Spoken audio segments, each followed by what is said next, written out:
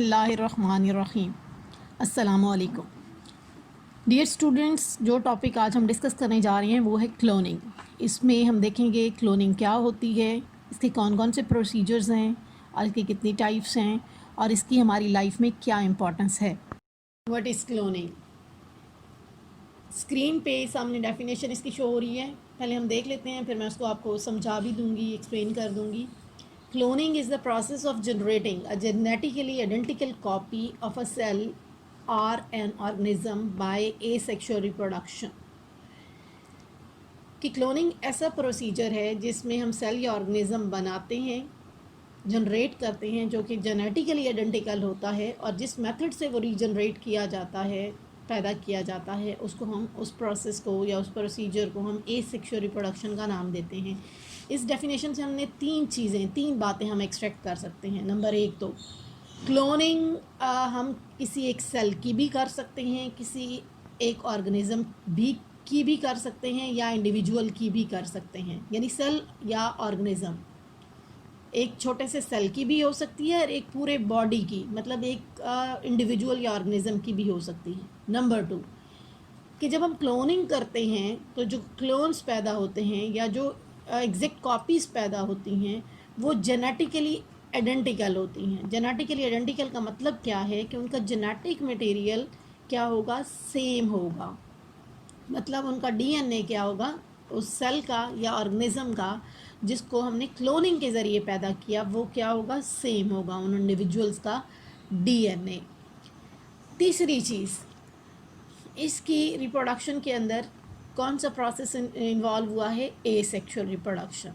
यानी हमने इस डेफिनेशन से तीन बातें एक्सट्रैक्ट कर ली हैं कि क्लोनिंग सेल या इंडिविजुअल की हो सकती है। नंबर टू, ये इसमें एसेक्सुअल रिप्रोडक्शन इन्वॉल्व होगी। नंबर तीन पे आ जाएगा कि वो जेनेटिकली आइडेंटिकल होंगे, वो सेल या वो ऑर्गेनिज्म जिसको हमने क्लोन किया है वो जेनेटिकली आइडेंटिकल होंगे। अब हम देखते हैं क्लोन क्या होता है। क्लोन वो सेल या वो इंडिविजुअल जो एसेक्सुअली प्रोड्यूस किया गया हो बाय क्लोनिंग, उस सेल या इंडिविजुअल को हम क्लोन का नाम देते हैं। डेफिनेशन भी आपके सामने है कि clone is defined as a cell or individual and all its asexually produced of springs.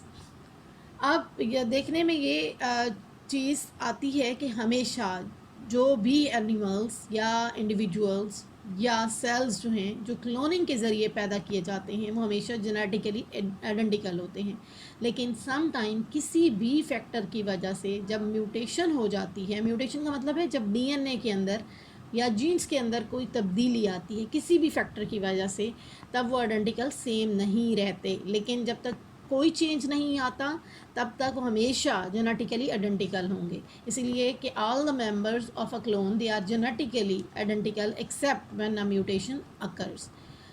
Next आ जाता है टाइप्स ऑफ क्लोनिंग। दो तरह की टाइप्स होती हैं, एक नेचुरल क्लोनिंग और एक आर्टिफिशियल क्लोनिंग। नॉर्मली जो एनिमल्स होते हैं वो क्लोनिंग शो नहीं करते, लेकिन अंडर फ्यू सर्कमस्टांसेस, चंद मखसूस हालात के अंदर चंद एक एनिमल्स लाइक इंसेक्ट्स जो होते हैं या कुछ प्लांट्स जो होते हैं वो क्लोनिंग शो करते हैं, उसको हम नेचुरल क्लोनिंग का नाम देते हैं। अब आर्टिफिशियल क्लोनिंग क्या होती है? आर्टिफिशियल क्लोनिंग ये होती है कि हम लैब के अंदर या इंडस्ट्रियल लेवल पे या कमर्शियल लेवल पे हम खुद से किसी सेल की या इंडिविजुअल्स की, एनिमल्स की, लाइक आप काऊ की हो गई, शीप की होगी, आपने एग्जांपल भी पढ़ी होगी कि स्कॉटलैंड के अंदर फर्स्ट टाइम 1997 के अंदर क्लोनिंग की गई थी शीप, डॉली शीप की। तो वो आगे हम इसका प्रोसीजर भी देख लेते हैं और कब हुई थी वो भी देख लेते हैं। अब हम देख लेते हैं प्रोसीजर्स ऑफ द क्लोनिंग। दो प्रोसीजर्स आपकी बुक में डिस्कस किए गए हैं। नंबर वन ऑर्गेनिज्मिक क्लोनिंग या ऑर्गेनिज्म क्लोनिंग जिसको आप नाम देते हैं, और second one is the embryonic cloning या एम्ब्रियो क्लोनिंग जिसको कहते हैं। पहले ऑर्गेनिज्मिक क्लोनिंग को डिस्कस कर लेते हैं। डायग्राम में आप देखें तो दो तरह के सेल्स आपके सामने हैं, एक एग सेल है और दूसरा सोमैटिक सेल है। आपने पढ़ा सेल्स के बारे में, आपकी बॉडी के अंदर जो जर्म सेल्स होते हैं जो फर्टिलाइजेशन में इन्वॉल्व होते हैं उनको हम जर्म सेल्स का नाम देते हैं। वो एग होता है और स्पर्म होता है। जबकि बाकी बॉडी के जितने भी सेल्स होते हैं उनको हम स्पोमेटिक सेल्स का नाम देते हैं। अब यहाँ पे ब्लू कलर में एग सेल को शो किया गया है और ऑरेंज कलर में सोमैटिक सेल्स को जो है वो शो किया गया है। अब इस प्रोसीजर के दौरान क्या जाता है, इसमें ये किया जाता है कि एग सेल आफ्टर फर्टिलाइजेशन, जिसको आप कहते हैं कि ये फर्टिलाइज्ड एग हो गया है या जाइगोट बन गया है। फर्टिलाइज्ड एग या जाइगोट एक ही चीज़ का नाम है कि जब एग के साथ स्पर्म मिल जाता है तो उसको हम फर्टिलाइज्ड एग या दूसरा हम नाम क्या देते हैं, उसको हम जाइगोट का नाम देते हैं। ये 2n हो जाता है, n+n, मतलब एग का n हो गया, मतलब हाफ नंबर ऑफ क्रोमोसोम, और हाफ किसके हो गए, आप स्पर्म के हो गए। जब ये यूनाइट करेंगे तो 2n बनेगा, मतलब डबल डिप्लॉयड बन जाएगा, डबल नंबर ऑफ क्रोमोसोम्स हो जाएंगे। अब उसमें से जो फर्टिलाइज्ड एग होता है उसमें से क्या किया जाता है, न्यूक्लियस को रिमूव कर दिया जाता है। डिफरेंट उसके लिए टेक्निक्स का इस्तेमाल किया जाता है, माइक्रो इंजेक्शन के ज़रिए भी किया जाता है, वेव्स के ज़रिए भी किया जाता है कि वहाँ से एग को, आप देखें लिखा हुआ है न्यूक्लियस रिमूव्ड, एग सेल में से डार्क ब्लू कलर का जो है वो न्यूक्लियस रिमूव कर दिया गया। अब सेकेंड स्टेज में क्या किया जाता है कि सोमैटिक बॉडी का जो है वो सेल जो डिज़ायर्ड जीन कंटेन करता है, उस न्यूक्लियस को जो ग्रीन कलर में है, ऑरेंज सेल से, सोमैटिक सेल से ग्रीन कलर का उसका न्यूक्लियस निकाला गया, और सोमैटिक सेल का जो न्यूक्लियस है वो इनकॉर्पोरेट कर दिया गया जाइगोट के अंदर, जिसमें से हमने ऑलरेडी उसका अपना न्यूक्लियस निकाल दिया है। अब जो है डी न्यूक्लिएटेड एग उसको कहेंगे, जब उसका अपना निकाल दिया जाएगा। ई न्यूक्लिएटेड भी कह सकते हैं, डी न्यूक्लिएटेड एग भी उसे कहते हैं। उसके अंदर क्या किया जाता है, सोमैटिक का न्यूक्लियस जो है वो इनकॉर्पोरेट कर दिया जाता है। उसके बाद उसको क्या किया जाता है, मदर वर्म के अंदर इनकॉर्पोरेट कर दिया जाता है, ताकि उसकी फ़र्दर क्या हो, डेवलपमेंट जो है वो कंप्लीट हो। एज अ रिज़ल्ट जो इंडिविजुअल्स पैदा होंगे वो हमेशा, क्या वो असल में कहलाएंगे क्या, वो सबसे पहले तो हम उन्हें क्लोन कहेंगे, और जितने इंडिविजुअल्स पैदा होंगे वो जेनेटिकली आइडेंटिकल होंगे। इस वजह से हम कहते हैं कि ड्यूरिंग ऑर्गेनिज्मिक क्लोनिंग जो है जेनेटिकल आइडेंटिकल क्लोन्स जो हैं वो प्रोड्यूस होंगे। अब वो किससे रिजेंबल करेंगे, वो एग सेल से रिजेंबल करेंगे या जिसका न्यूक्लियस इस्तेमाल किया गया है, जिसका, अब ये याद रखिएगा कि हमेशा वो क्लोन जेनेटिकली रिजेंबल उस इंडिविजुअल से करेंगे जिसका न्यूक्लियस इस्तेमाल किया गया है, क्योंकि हमेशा न्यूक्लियस के अंदर हेरिडिटी मटेरियल या जेनेटिक मटेरियल या डीएनए मौजूद होता है। अच्छा, इसमें अब वो नीचे एग्ज़ाम्पल जो प्रीवियस मैंने आपसे कहा कि 1997 के अंदर स्कॉटलैंड में साइंटिस्टों ने सबसे पहली क्लोनिंग की थी, ऑर्गेनिज्मिक क्लोनिंग, जिसके रिज़ल्ट में उन्होंने क्या किया था, एक शीप प्रोड्यूस की जिसका नाम उन्होंने डॉली रखा। उसके बाद बहुत सारी मेमेलियन स्पीशीज़ की क्लोनिंग की गई, जिसमें माइस है, काऊ है। अब हम डिस्कस करेंगे एम्ब्रियो क्लोनिंग। पहले प्रीवियस जो हमने डिस्कस किया है उसको ऑर्गेनिज्मिक क्लोनिंग का नाम देते हैं, अब जो हम डिस्कस करने जा रहे हैं वो एम्ब्रियो क्लोनिंग है। इसमें क्या होता है, सेम इसी तरह से कि जब एग स्पर्म के साथ यूनाइट करता है या स्पर्म जो है वो फर्टिलाइज़ करता है एग को, तो क्या बनता है, जाइगोट बनता है। जाइगोट फर्दर उसमें डेवलपमेंट होती है, डिवीजन होती है, माइटोसिस होती है, तो एम्ब्रियो बनता है। इस प्रोसीजर में क्या होता है, एक सिंगल एग को या अर्ली एम्ब्रियो को लिया जाता है और उसको डिवाइड कर दिया जाता है 1 और मोर सेपरेट एम्ब्रियोज़ के अंदर। यानी सेल्स जब डिवाइड हो जाएंगे तो वो सेपरेट जो सेल्स होंगे वो बिहेव करेंगे लाइक अ सेपरेट एम्ब्रियो। अब फिर क्या किया जाएगा, सेम प्रोसीजर रिपीट किया जाएगा कि उन एम्ब्रियोज़ को उठा के, जो वो क्लम्प्स होंगे, सेल का जो क्लम्प्स होगा उसको उठा के क्या किया जाएगा, मदर वर्म के अंदर रख दिया जाएगा और प्रॉपर डेवलपमेंट होने दी जाएगी। और एज अ रिज़ल्ट जो हमारे पास ऑफ स्प्रिंग्स आएंगे वो हमेशा जेनेटिकली आइडेंटिकल होंगे। क्यों जेनेटिकली आइडेंटिकल होंगे, क्योंकि उनके अंदर क्रोमोसोम्स जो हैं वो दोनों पेरेंट्स से आए हैं। क्योंकि मैंने बात की कि हम अर्ली एम्ब्रियो लेंगे, एम्ब्रियो जाइगोट के बाद बनता है और जाइगोट हमेशा एग और स्पर्म के मिलने के बाद बनते हैं। तो मतलब मदर और फादर दोनों से क्रोमोसोम उन्होंने रिसीव किए। अब इस तरह की जो क्लोनिंग है वो मोस्टली जो कैटल्स होते हैं उनके अंदर और जो फार्म एनिमल्स होते हैं उनके अंदर की जाती है। अब यहाँ नीचे डायग्राम में एक्सप्लेन करने की कोशिश की है मैंने।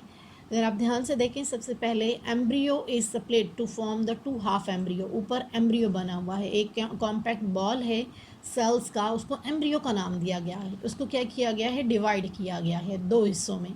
अब ये जो 2 हिस्से हैं ये बिहेव कर रहे हैं इंडिविजुअल एम्ब्रियोज के तौर पे। इसको मदर वॉर्म के अंदर रख दिया गया।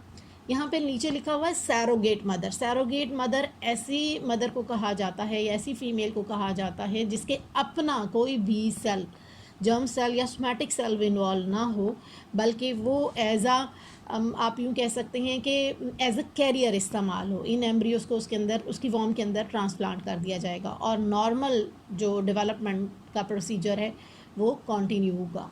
फिर आफ्टर बर्थ देखें, सामने डायग्राम बनी हुई है। She gives birth to the identical twins. 2 twins हैं सामने, आइडेंटिकल ट्विंस का हमने इन्हें नाम दिया क्योंकि इनका जेनेटिक मेकअप या जेनेटिकली वो आइडेंटिकल हैं, इस वजह से एक जैसे नज़र आ रहे हैं, इस वजह से हम इसको एम्ब्रियो क्लोनिंग को दूसरा नाम आइडेंटिकल क्लोनिंग का भी या आइडेंटिकल ट्विंस का भी देते हैं। अब हम इम्पॉर्टेंस ऑफ क्लोनिंग के बारे में पढ़ेंगे कि हमारी लाइफ में क्या इंपॉर्टेंस है इसकी। नंबर 1 पे, cloning is a technology for achieving eugenic AIIMS. Eugenic AIIMS ऐसे एम्स को या मकासद को कहा जाता है जो इंसानी फलाह बहबूद के लिए इस्तेमाल हो। इसका मतलब है कि क्लोनिंग ऐसी टेक्नोलॉजी है जिससे हम इंसानी फलाह बहबूद के मकासद को अचीव कर सकते हैं। Number 2, production, commercial production of valuable animals, कि ऐसे जानवर जो बहुत कीमती होते हैं उनको हम कमर्शियल लेवल पे थ्रू क्लोनिंग प्रोड्यूस करवा सकते हैं। लाइक रेसिंग हॉर्स वगैरह है, काउज़ है, for milk production, meat production हम क्या कर सकते हैं, क्लोनिंग के ज़रिए पैदा कर सकते हैं। नंबर 3 पे है कि ट्रांसप्लांटेशन के लिए हम क्लोन्स को, ह्यूमन क्लोन्स को पैदा कर सकते हैं। आपको पता है मेडिकल साइंसेस ने इतनी तरक्की कर ली है कि जो डैमेज्ड ऑर्गन्स होते हैं उनको रिप्लेस कर दिया जाता है विद न्यू ऑर्गन्स, और इसको हम क्या कहते हैं, ट्रांसप्लांटेशन का नाम देते हैं, ट्रांसप्लांटेशन ऑफ ऑर्गन कहते हैं। जैसा कि आपने सुना होगा कि लिवर ट्रांसप्लांट किया जा रहा है, किडनी की ट्रांसप्लांटेशन की जा रही है, और to some extent heart transplantation भी की जा रही है कि डैमेज पार्ट्स को या ऑर्गन्स को न्यू ऑर्गन से रिप्लेस कर दिया जाए। अब ये ऑर्गन्स आएंगे कहाँ से, तो उसमें जो साइंटिस्ट हैं वो क्या करें, ह्यूमन क्लोनिंग कर रहे हैं ताकि वो ट्रांसप्लांटेशन के पर्पस को जो है वो पूरा कर सकें। ट्रांसप्लांट डोनर के तौर पे वो क्लोन बिहेव करते हैं। लेकिन अगर ह्यूमन क्लोनिंग के हवाले से बात की जाए तो इसमें स्टिल कंट्रोवर्सी है, इस वजह से कि अगर हम सोशली देखें, मॉरली देखें या रिलीजियस पॉइंट ऑफ व्यू से देखा जाए तो इस पर कंट्रोवर्सी है। लेकिन फिर भी डिफरेंट कंट्रीज़ के अंदर ह्यूमन क्लोनिंग की जा रही है, लेकिन पाकिस्तान में अभी तक नहीं की गई।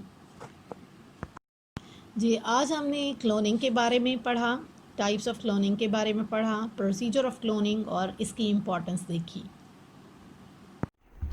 Thank you so much students. उम्मीद है आपको समझ आ गई होगी इस टॉपिक के बारे में। अगर इसको डिटेल से सुने और उसके बाद अगर आपकी कोई क्यूरीज़ हैं तो आप मुझे सेंड कर सकती हैं, आपको इंशाल्लाह आंसर मिलेगा उस चीज़ का। इंशाल्लाह नेक्स्ट लेक्चर में आपसे मुलाकात होती है। अल्लाह हाफिज़।